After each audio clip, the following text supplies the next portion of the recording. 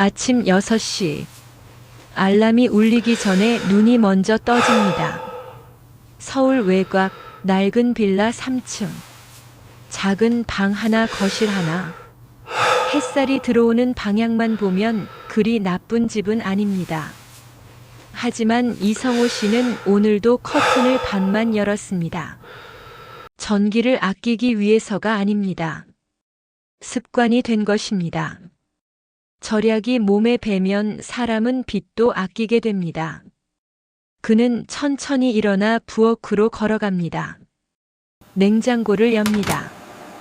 계란 2개, 어제 남긴 국, 두부 1모.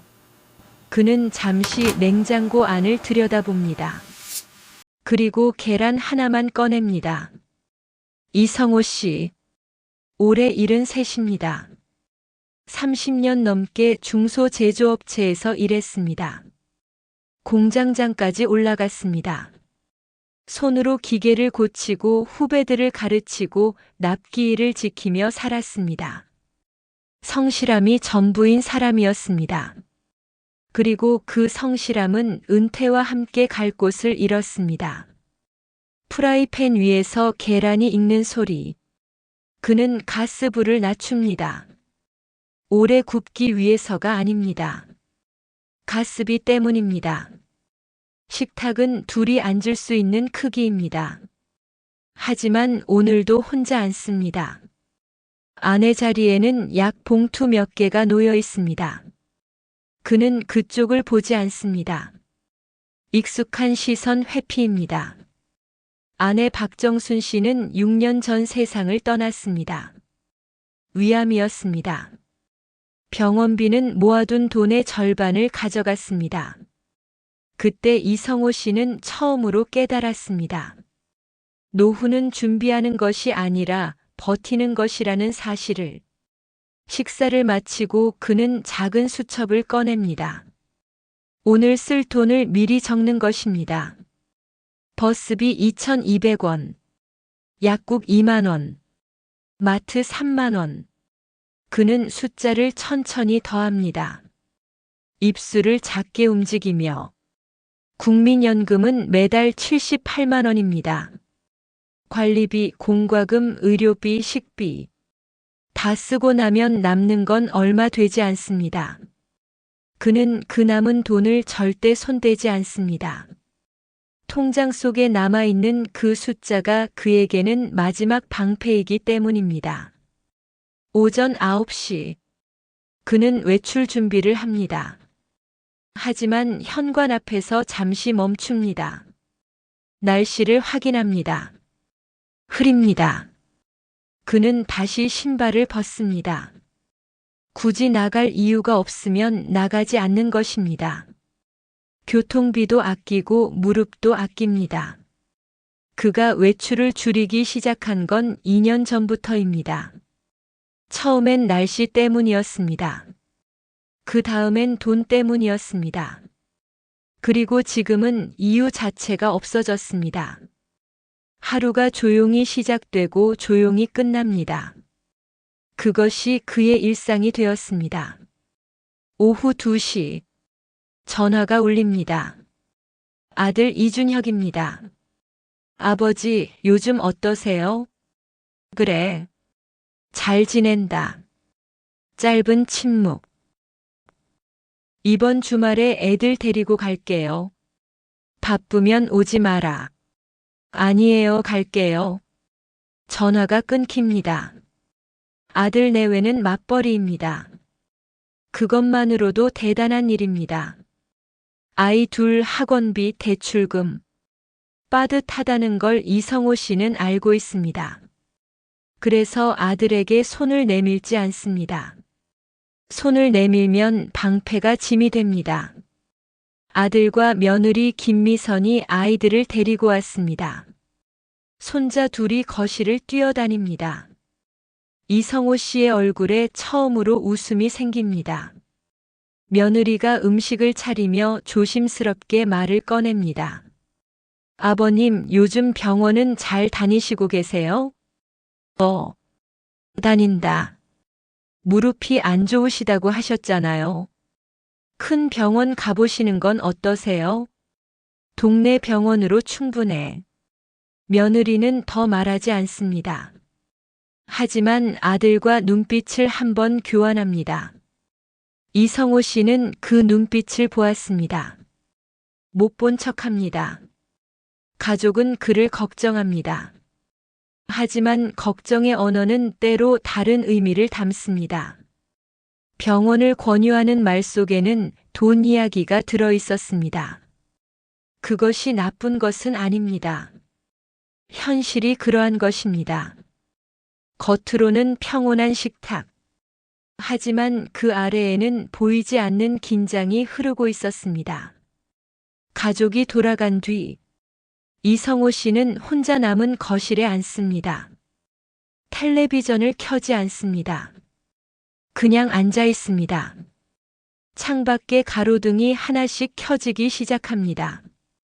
그는 다시 수첩을 꺼냅니다. 오늘 쓴 돈을 적습니다. 숫자를 더하고 남은 금액을 확인합니다. 방패는 아직 건재합니다. 하지만 그는 알고 있습니다.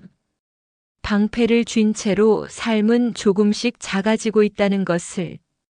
이성호 씨의 하루는 오늘도 무사히 끝났습니다. 아프지 않았고 돈을 낭비하지 않았고 누구에게 폐를 끼치지 않았습니다. 그것이 그가 스스로에게 내리는 하루의 합격 기준이었습니다. 하지만 어딘가에 아주 오래전에 접어둔 종이 한 장이 있었습니다. 그는 그것을 아직 기억하고 있었습니다. 아직은 사람은 오래된 물건을 잘 버리지 못합니다. 추억이 담겨 있어서가 아닙니다. 버리는 순간 그 시절도 사라질 것 같아서입니다. 어느 오후, 이성호 씨는 오래된 서랍을 정리하고 있었습니다. 아내가 쓰던 물건들을 6년 만에 꺼내는 중이었습니다. 낡은 손수건, 안경집, 오래된 사진 몇 장, 그리고 그 아래에서 접힌 종이 한 장이 나왔습니다. 그는 천천히 펼칩니다. 자신의 글씨였습니다.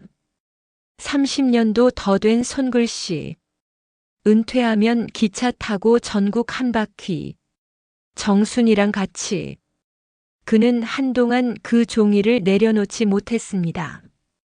글씨가 흐릿했습니다. 종이가 낡아서인지 눈이 흐려서인지 그는 알 수 없었습니다. 다음 날 아침, 그는 평소보다 일찍 일어났습니다. 계란 대신 라면을 끓였습니다. 앉아서 먹으면서도 그 종이 생각이 머릿속을 떠나지 않았습니다. 그는 식사를 마치고 계산기를 꺼냈습니다.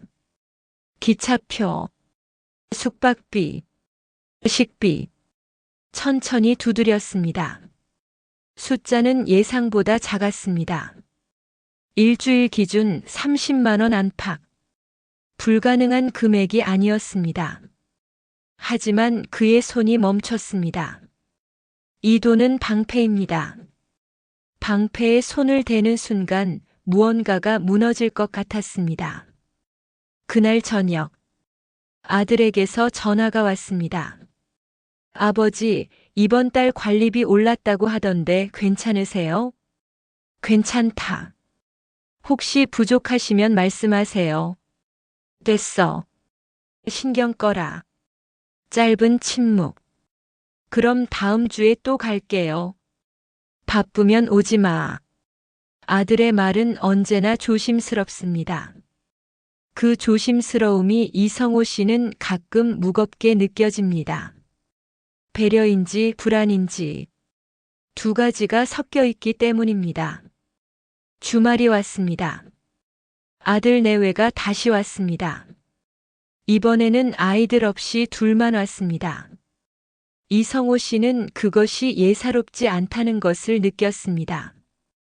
밥을 먹고 난 뒤 며느리 미선이 먼저 말을 꺼냈습니다. 아버님, 드릴 말씀이 있어서요. 말해라. 요즘 아버님 건강도 걱정되고 혼자 계시는 것도 걱정이 되어서요. 나 멀쩡하다. 그게 아니라요. 저희가 알아봤는데 시니어 타운 중에 시설 좋은 데가 있더라고요. 관리도 되고 식사도 나오고. 이성호 씨가 컵을 내려놓았습니다. 소리가 조금 컸습니다. 내가 거기 들어갈 나이야? 아버님, 그런 뜻이 아니라. 나이 들면 다 거기 보내면 되냐? 아들이 끼어들었습니다. 아버지, 저희가 걱정이 되는 거예요. 오해하지 마세요. 걱정이면 가만히 놔둬. 거실에 침묵이 흘렀습니다. 아무도 틀린 말을 한 것이 아니었습니다. 아들은 아버지가 걱정되었고 며느리는 현실을 말한 것이었고 이성호 씨는 자신의 삶이 좁아지는 느낌을 받은 것이었습니다. 틀린 사람은 없었습니다. 하지만 누구도 맞지 않았습니다. 가족이 돌아간 뒤 이성호 씨는 오래 앉아 있었습니다. 텔레비전도 켜지 않았습니다. 서랍 위에 올려둔 그 종이를 다시 집어들었습니다. 은퇴하면 기차 타고 전국 한 바퀴. 그는 조용히 읽었습니다. 한 번, 두 번. 이상한 일이었습니다. 시설 좋은 방, 관리되는 식사, 안전한 환경. 아들 내외가 말한 것들은 모두 좋은 것들이었습니다. 하지만 그 좋은 것들 안에 자신이 없었습니다. 선택하는 사람이 아니라 선택받는 사람이 되는 것.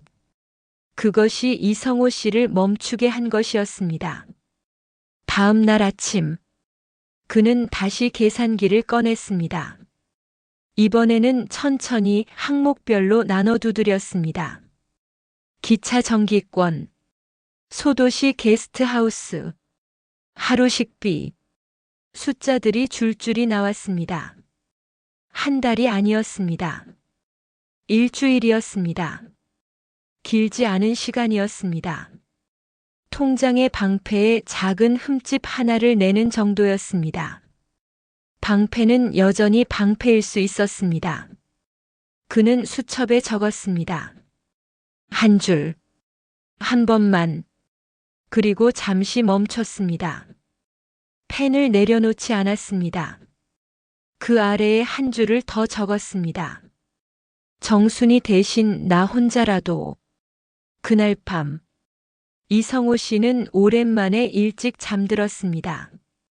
불안 때문에 깨지도 않았습니다.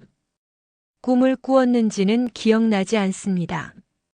하지만 아침에 눈을 떴을 때 그는 처음으로 커튼을 끝까지 열었습니다. 햇살이 방 안가득 들어왔습니다. 그는 계란을 2개 꺼냈습니다. 오늘은 2개 다 쓰기로 했습니다. 지키는 삶은 안전합니다. 그러나 지키기만 하는 삶은 어느 순간 지킬 것이 자신밖에 남지 않게 됩니다. 이성호 씨는 그 사실을 이제 막 알기 시작했습니다. 늦은 것인지 딱 맞는 것인지 그것은 아직 모릅니다. 하지만 그는 결심했습니다. 한번 선택해 보기로. 떠나는 것은 생각보다 어렵지 않았습니다. 어려운 것은 떠나도 된다고 스스로에게 허락하는 일이었습니다. 출발 전날 밤, 이성호 씨는 작은 캐리어 앞에 서 있었습니다. 아내가 쓰던 것입니다. 바퀴 하나가 조금 낡았습니다. 그는 잠시 보다가 그냥 쓰기로 했습니다. 새로 살 필요 없었습니다. 옷 2벌, 세면도구, 상비약, 수첩, 그리고 그 종이. 은퇴하면 기차 타고 전국 한 바퀴. 그는 종이를 접어 수첩 맨 앞장에 끼워 넣었습니다. 아들에게는 말하지 않았습니다. 말하면 말려올 것을 알았기 때문입니다. 거짓말을 한 것은 아닙니다. 그냥 말하지 않은 것입니다. 아침 7시, 서울역. 이성호 씨는 매표소 앞에 섰습니다. 사람들이 빠르게 지나쳤습니다. 그는 천천히 화면을 들여다봤습니다. 첫 목적지는 정해두었습니다. 경주. 아내가 한번 가고 싶다고 했던 곳입니다. 기차는 정시에 출발했습니다. 이성호 씨는 창가 자리에 앉았습니다. 서울이 천천히 멀어졌습니다. 그는 아무 말도 하지 않았습니다. 할 사람도 없었고 할 말도 없었습니다. 그냥 창밖을 보았습니다. 그것으로 충분했습니다. 2시간 반. 기차가 경주에 닿았습니다. 그는 캐리어를 끌고 역 밖으로 나왔습니다. 바람이 불었습니다. 서울과는 다른 바람이었습니다. 느렸습니다. 그는 미리 예약해둔 게스트하우스를 찾아갔습니다. 하룻밤 25,000원짜리 방이었습니다. 좁았지만 깨끗했습니다. 창문 밖으로 기와장 지붕이 보였습니다. 그는 캐리어를 내려두고 한참 그 지붕을 바라봤습니다. 그는 천천히 걸었습니다. 첨성대, 안압지, 대릉원. 지도를 보지 않았습니다. 그냥 발이 가는 쪽으로 걸었습니다. 이상한 일이었습니다. 돈을 쓰고 있었습니다. 방패에 흠집이 생기고 있었습니다. 그런데 불안하지 않았습니다. 처음에는 그 사실이 오히려 불안했습니다. 하지만 걸으면 걸을수록 그 불안도 옅어졌습니다. 그는 시장 안작은 식당에 들어갔습니다. 백반 한 상, 8,000원. 혼자 앉아 천천히 먹었습니다. 옆 테이블에 노부부가 앉아 있었습니다. 말없이 밥을 먹으면서도 서로 국그릇을 바꿔주었습니다. 이성호 씨는 그 장면을 오래 보았습니다. 그리고 시선을 거뒀습니다. 수첩을 꺼내 오늘 쓴 돈을 적었습니다. 숫자 옆에 짧게 덧붙였습니다. 바람이 달랐다. 그는 매일 기록을 남겼습니다. 가계부가 아니었습니다. 일기도 아니었습니다. 그냥 그날 느낀 것 한 줄씩. 오래 쓰지 않았습니다. 짧게, 정확하게. 그것이 그의 방식이었습니다. 사흘째 되는 날, 문제가 생겼습니다. 아침에 일어나려는데 무릎이 뻣뻣했습니다. 이틀을 많이 걸었던 탓이었습니다. 그는 천천히 일어나 걸어봤습니다. 걸을 수는 있었습니다. 하지만 절뚝였습니다. 그는 잠시 생각했습니다. 병원을 가야 하나? 하지만 낯선 도시에서 혼자 병원을 찾는 일은 번거로웠습니다. 그는 약국을 먼저 찾았습니다. 파스 하나, 소염제 2알. 약사가 물었습니다. 어디서 오셨어요? 서울이요. 여행 오셨어요? 혼자요? 네. 약사는 잠시 그를 봤습니다. 많이 걸으셨나 봐요. 오늘은 좀 쉬세요. 짧은 말이었습니다. 하지만 이성호 씨는 그 말이 오래 남았습니다. 누군가가 그에게 쉬라고 말해준 것이 언제였는지 기억이 나지 않았기 때문입니다. 그는 숙소로 돌아와 파스를 붙이고 누웠습니다. 천장을 보았습니다. 낯선 천장이었습니다. 그런데 편했습니다. 오후에 전화가 울렸습니다. 손자 민준이었습니다. 영상통화였습니다. 할아버지, 지금 어디야?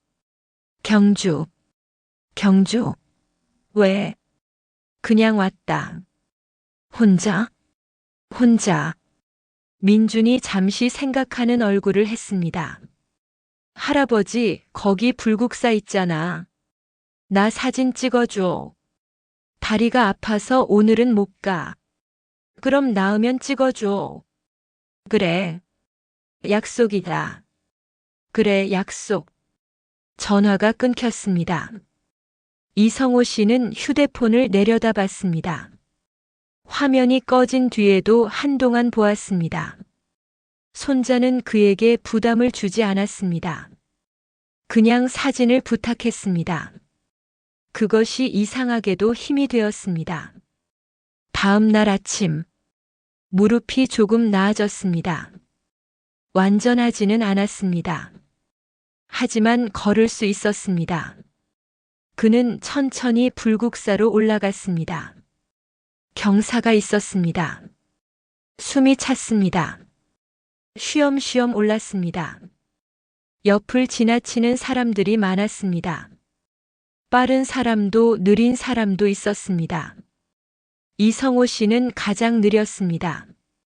그래도 결국 올랐습니다. 그는 대웅전 앞에 섰습니다. 오래 서 있었습니다. 기도를 하지는 않았습니다. 종교가 없었기 때문입니다.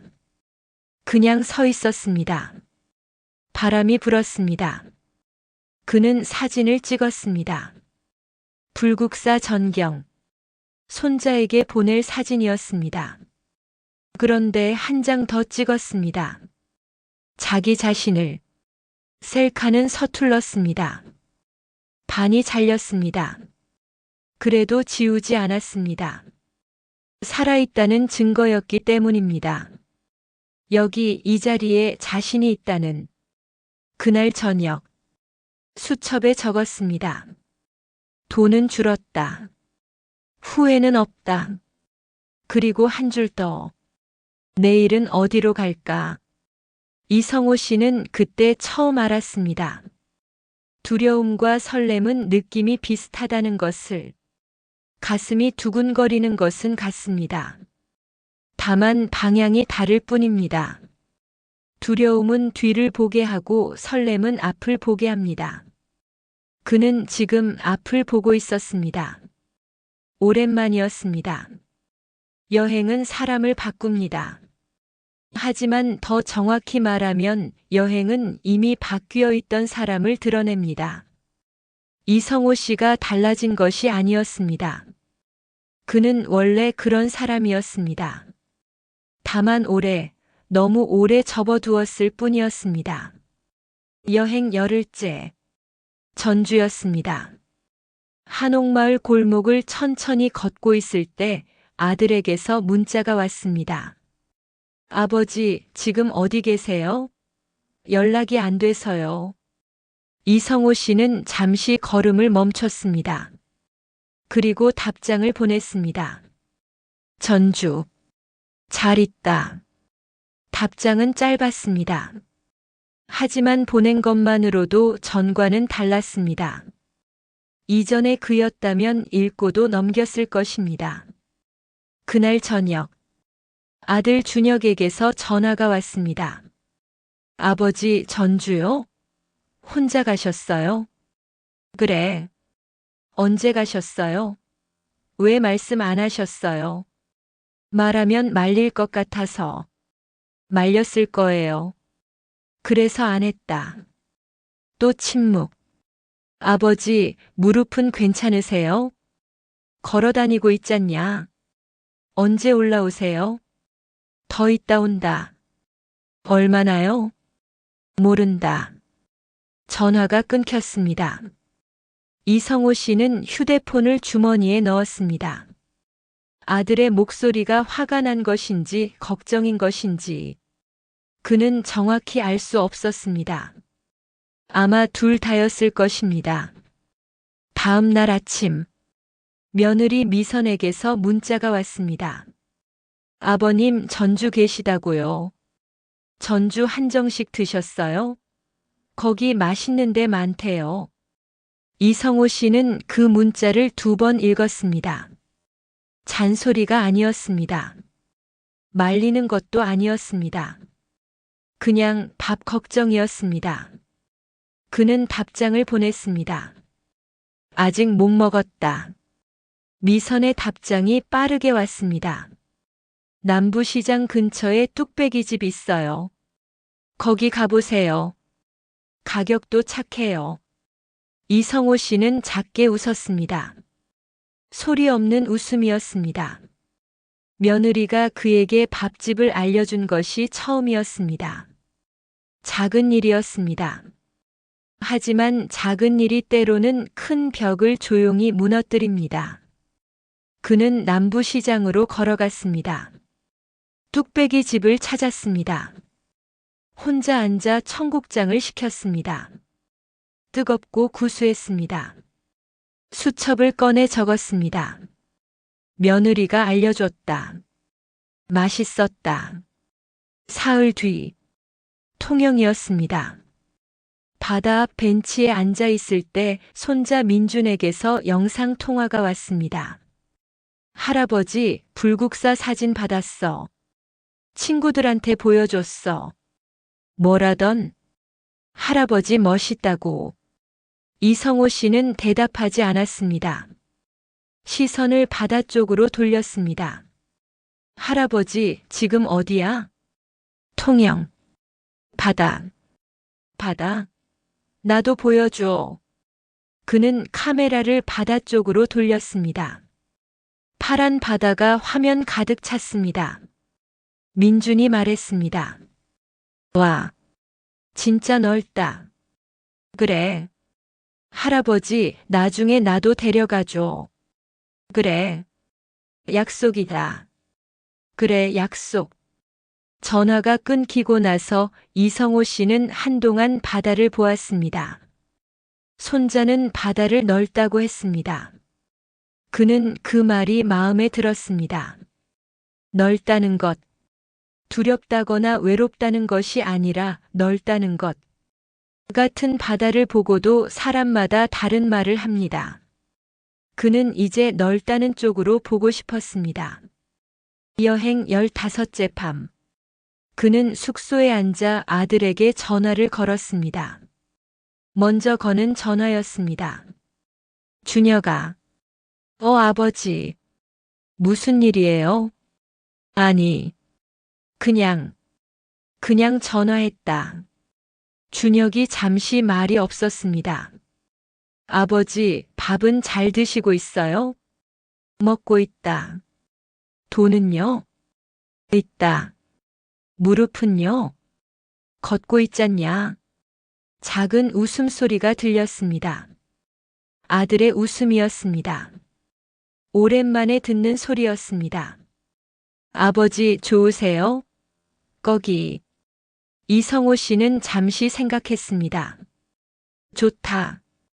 다행이에요. 너도 언젠가 가봐라. 통영. 네. 나중에 같이 가요. 그래. 전화가 끊겼습니다. 이성호 씨는 오래 앉아 있었습니다. 아들과 나눈 말들을 천천히 되짚었습니다. 특별한 말은 없었습니다. 하지만 오래 막혀있던 것이 조금 뚫린 느낌이었습니다. 파이프에 물이 다시 흐르기 시작할 때처럼 소리 없이 천천히. 다음 날 아침, 며느리 미선에게서 문자가 또 왔습니다. 아버님 통영이시면 꿀빵 꼭 드세요. 애들이 좋아해요. 그리고 잠시 뒤, 저희 것도 좀 사다 주시면 감사하겠습니다. 죄송해요, 염치 없이. 이성호 씨는 그 문자를 보고 다시 소리 없이 웃었습니다. 이번에는 조금 더 길게. 그는 답장을 보냈습니다. 알았다. 사간다. 그는 꿀빵 집을 찾아갔습니다. 2봉지를 샀습니다. 하나는 손자들 것, 하나는 자기 것. 계산을 하면서 그는 생각했습니다. 누군가를 위해 무언가를 사는 일이 이렇게 가벼울 수 있다는 것을. 서울로 돌아가기 이틀 전밤. 그는 수첩을 펼쳤습니다. 지난 보름간의 기록이 한 줄씩 쌓여 있었습니다. 바람이 달랐다. 무릎이 아팠다. 청국장이 뜨거웠다. 바다가 넓었다. 아들이 웃었다. 돈은 예상보다 조금 더 썼습니다. 하지만 후회는 없었습니다. 오히려 이상한 일이 일어났습니다. 가족이 가까워졌습니다. 그가 약해져서가 아니었습니다. 그가 자신의 삶을 살기 시작했기 때문이었습니다. 사람은 상대방이 살아있을 때 가까워집니다. 버티기만 하는 사람 곁에는 조심스러움만 남습니다. 그는 수첩 마지막 장에 적었습니다. 가족은 내가 약해질 때가 아니라 내가 살아있을 때 나를 봤다. 펜을 내려놓았습니다. 창밖에 별이 보였습니다. 통영의 밤하늘이었습니다. 별이 많은 곳이었습니다. 이성호 씨는 그날 밤 늦게까지 앉아 있었습니다. 잠이 오지 않아서가 아니었습니다. 이 시간이 조금 더 남아 있었으면 해서였습니다. 서울로 돌아가면 다시 일상이 시작됩니다. 하지만 이번에는 달랐습니다. 돌아가는 것이 끝이 아니라는 것을 그는 이제 알았습니다. 여행은 장소가 바뀌는 것이 아니었습니다. 자신이 바뀌는 것이었습니다. 그리고 그는 이미 바뀌어 있었습니다. 돌아오는 기차 안. 이성호 씨는 창밖을 보았습니다. 올 때와 같은 풍경이었습니다. 하지만 보이는 것이 달랐습니다. 올 때는 서울이 멀어지는 것을 보았고 돌아올 때는 서울이 가까워지는 것을 보았습니다.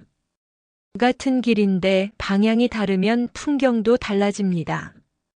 사람도 그런 것 같았습니다. 서울역. 개찰구를 나오는데 익숙한 얼굴이 보였습니다. 아들 준혁이었습니다. 혼자였습니다. 이성호 씨는 걸음을 멈췄습니다.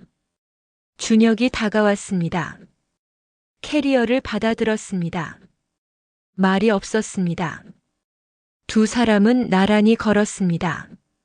주차장으로 가는 동안 아무 말도 하지 않았습니다. 어색한 침묵이 아니었습니다. 말이 필요 없는 침묵이었습니다. 그런 침묵이 부자 사이에 생긴 것은 아마 처음이었습니다. 차에 올랐습니다. 준혁이 시동을 걸다 멈췄습니다. 그리고 앞을 보며 말했습니다. 아버지 고생하셨어요. 이성호 씨는 창밖을 보며 대답했습니다. 고생은 잘 다녀왔다. 짧았습니다. 하지만 두 사람 모두 알았습니다. 그 말 안에 담긴 것이 무엇인지. 집에 도착했습니다. 현관문을 열자 며느리 미선과 손자 둘이 있었습니다. 민준이 먼저 달려왔습니다. 할아버지, 꿀빵 사왔어? 이성호 씨는 캐리어에서 봉지를 꺼냈습니다. 민준이 봉지를 받아들고 소리쳤습니다. 엄마, 할아버지 사왔어. 식탁에 둘러앉았습니다. 오랜만에 5명이 함께였습니다. 미선이 끓여놓은 된장찌개에서 김이 올랐습니다. 이성호 씨는 그 김을 잠시 바라봤습니다. 아내가 끓여주던 된장찌개도 이런 냄새였습니다. 조금 달랐지만 따뜻한 것은 같았습니다. 밥을 먹다가 미선이 말했습니다. 아버님, 사진 잘 봤어요. 통영 바다 정말 예쁘더라고요. 그래. 좋았다. 저도 언젠가 가보고 싶어요. 이성호 씨는 수저를 내려놓지 않고 말했습니다. 가봐라. 가볼 만하다. 짧은 대화였습니다. 하지만 반년 전과 비교하면 먼 거리를 온 것이었습니다. 밥집을 알려주던 문자, 꿀빵을 부탁하던 말, 그리고 지금 이 식탁. 관계는 한 번에 바뀌지 않습니다. 작은 것들이 쌓여 어느 날 자연스러워집니다. 식사가 끝나고 손자들이 방으로 들어갔습니다. 준혁도 설거지를 도왔습니다. 이성호 씨는 혼자 거실에 앉았습니다. 조용했습니다. 하지만 일장의 그 조용함과 달랐습니다. 일장의 조용함은 비어 있었습니다. 지금의 조용함은 채워진 것들이 가라앉은 조용함이었습니다. 다른 것이었습니다. 그는 수첩을 꺼냈습니다. 여행 중 매일 적었던 수첩. 첫 장을 펼쳤습니다. 바람이 달랐다. 마지막 장을 폈습니다. 가족은 내가 약해질 때가 아니라 내가 살아있을 때 나를 봤다. 그는 수첩을 덮었습니다. 그는 통장을 꺼내지 않았습니다. 숫자를 확인하지 않았습니다. 처음이었습니다.